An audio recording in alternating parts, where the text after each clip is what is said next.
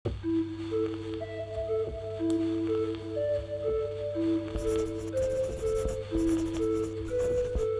var jo for noen år tilbake, når Tor hadde hatt en ørebetennelse. Og så var det vel egentlig etter det at jeg opplevde at ting endret seg. Ja, det var den våkna 9. april klokken 07:50, så bare ser jeg på henne, så ser jeg søsteren din er finere enn deg, sa jeg. Og så gikk det vel litt sånn slag i slag for det.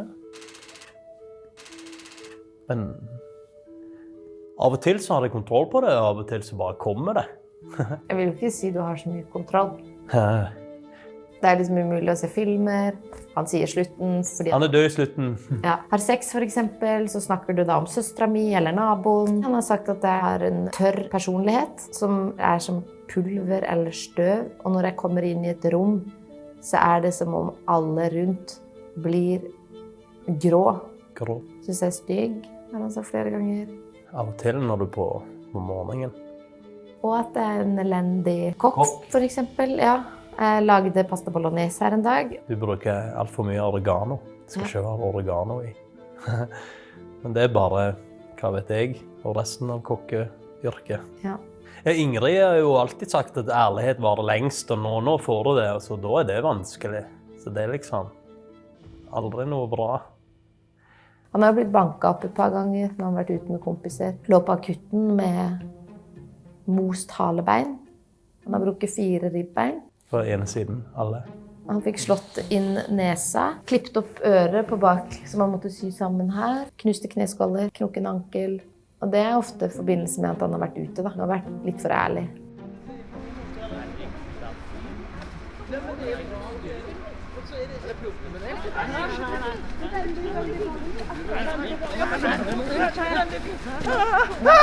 Nei, det er jo på en måte det som ofte skjer, da. Det er jo vik forbi en eller annen løk, da, som slang noe jævla dritt. Jeg påpekte at de var homofile. Det er jo veldig fint at vi har kommet så langt i Norge at de kan gå og holde hender, så sa jeg det, og så eskalerte situasjonen litt. Lever vi på 80-tallet, eller? Ja, det kan begynne å lure. Så er det jo interracial, det er jo en mørk og en hvit, det er jo kjempefint. Kan ikke de bare få gå i fred?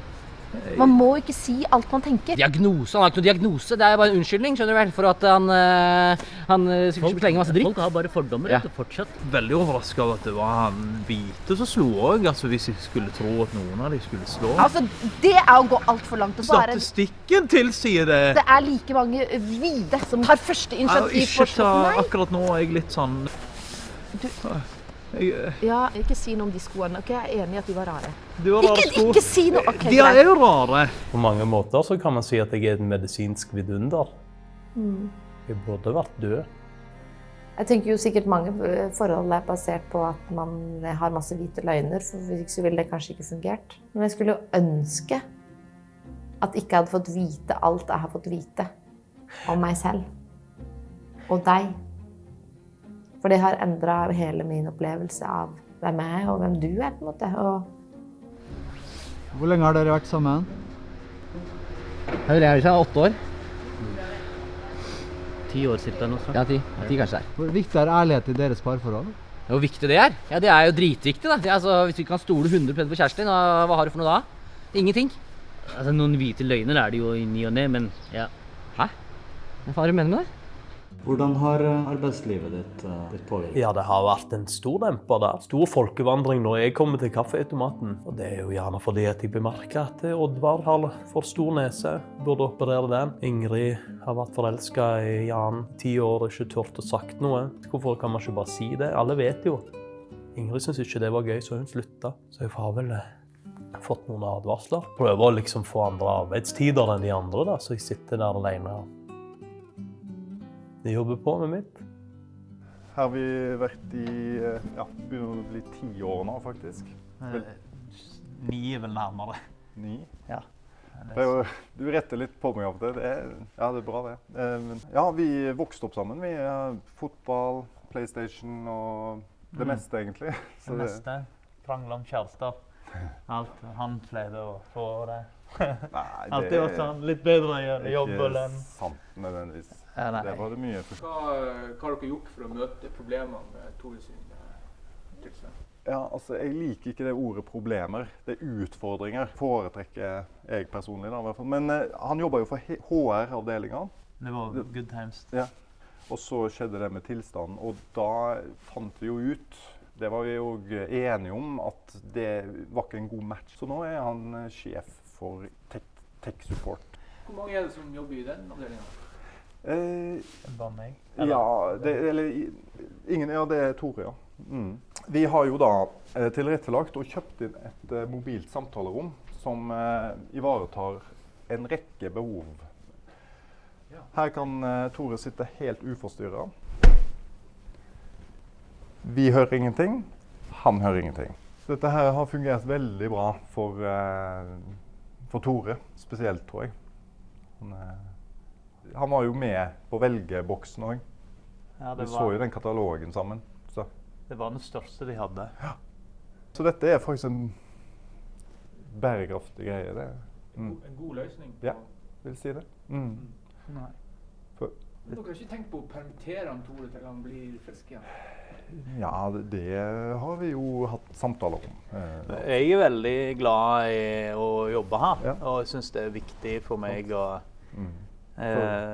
min mentale helse. Ja, sant. Hvordan er det med din mentale helse? Min? I forhold til? Nei, altså, jeg sliter ikke med det der, for å si det sånn. Så nei, Han har litt problemer. Det står bra til. Hæ? Du har det ikke? Ingenting. Ikke Tore, men Nei, jeg har sett han gråte hørt han gråte på handicap-toalettet. ja, sant. Så han har den samme skøyeraktige greia si. Det er lenge siden Hæ? jeg har hatt det. Ja, ja. Neida. Ikke lukk meg inne da. Nei. Jeg lukker det jo ikke inne. Så, nå er det action. Ja. Ja, den må ringe 10 ganger før jeg kan ta den. Ja. Hvorfor det? Det er de i tech support som da tar seg av den først. Ja. Er ikke du tech support? Jo. Det er sånn at han er siste instans. Tredjelinje-supporten vår da. Så fungerer godt i praksis. Jeg ringer. Ja, det var veldig rart at den gikk til voicemail da. Jeg har vel ringt 10 ganger nå. Vel så det. Ja. Men nå er vi midt i et intervju, så vi kan ringe tilbake. Det er ingen problem. Jeg vil gjerne ta den, ja. Ja. Ok, ja. Da Ok. skal vi bare vise hvor godt denne boksen... Du kan bare stå opp den nå, så får vi sett hvordan han er i jobben sin. Ja, hallo! Det er Tore på Tech Support. How may I help you this day?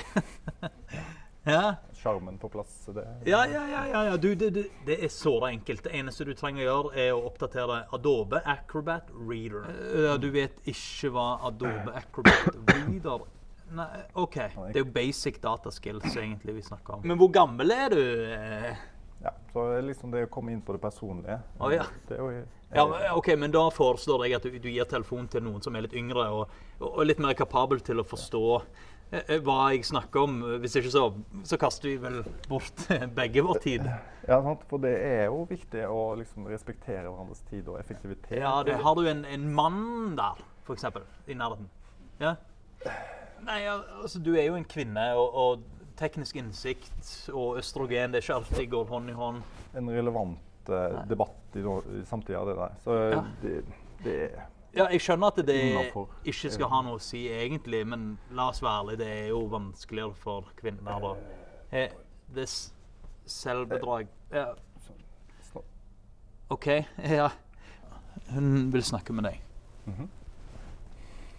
Ja, hei, du snakker med Ivar, daglig leder. Så jeg har også fått med meg samtalen, og det var ikke noe røde flagg for min side, altså. Jeg forstår jo at du opplevde det sånn, altså. Oi, vet du hva? Nå er det noe med linja, altså. Jeg la på. Var det det som skjedde?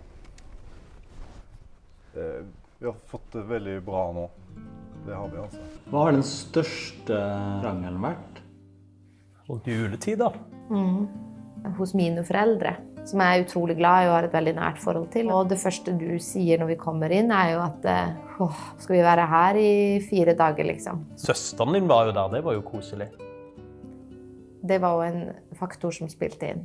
Og du kjøpte en utrolig fin gave til henne, mens jeg fikk en gryte Ja, men jeg tror ikke du hadde passet det smykket. Nei, for jeg har for tjukk hals. For tjukk hals, og så er det mer sånn, passer bedre til En klassisk pen blond. dame. Hvorfor ga du Ingrid bare en gryteklut til julegave?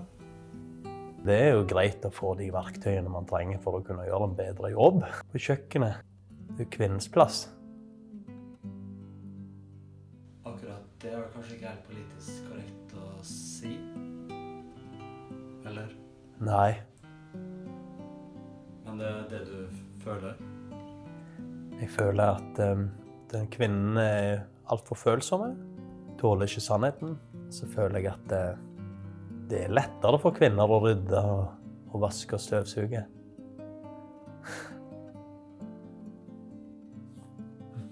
Og så deler dere ikke soverom lenger. Nei, for han er jo ærlig i søvne også, liksom. Altså, han sier ting i søvne som er sårende til meg.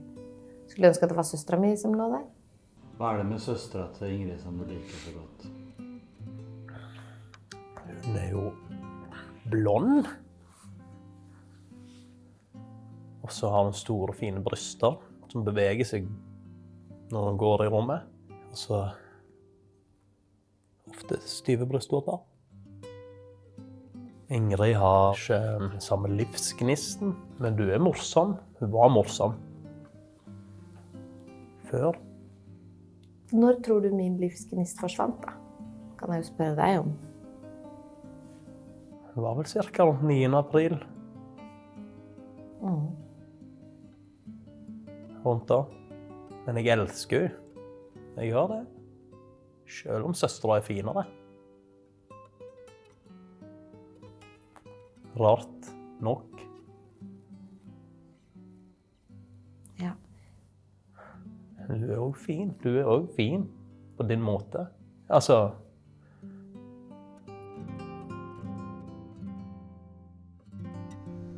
Og nå skal dere til en spesialist. Hun tenker dette var en god idé. Jeg mener jo dette er bare bortkastet tid. Som er verdt å gjøre sammen med hun. Så du føler at det er verdt å bortkaste tid med meg? Det er du som vil gjøre ting sammen. Jo, men jeg tenker jo at vi må prøve å finne ut av ting. Nå blir det vanskelig igjen. Det blir alltid vanskelig.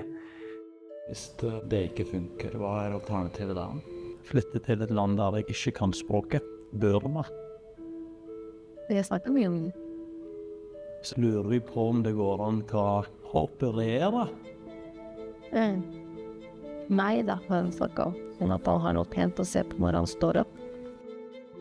En annen er at vi foretar en operasjon på hjernen min. Skadesenteret. Kanskje sløve meg ned litt. Det blir vanskeligere å forstå. Det er klart at det vil ha store påvirkninger på livet. Jeg tror han kommer til å forlate meg. Jeg vil ikke det. Det var jo... Kanskje reise til Burma alene.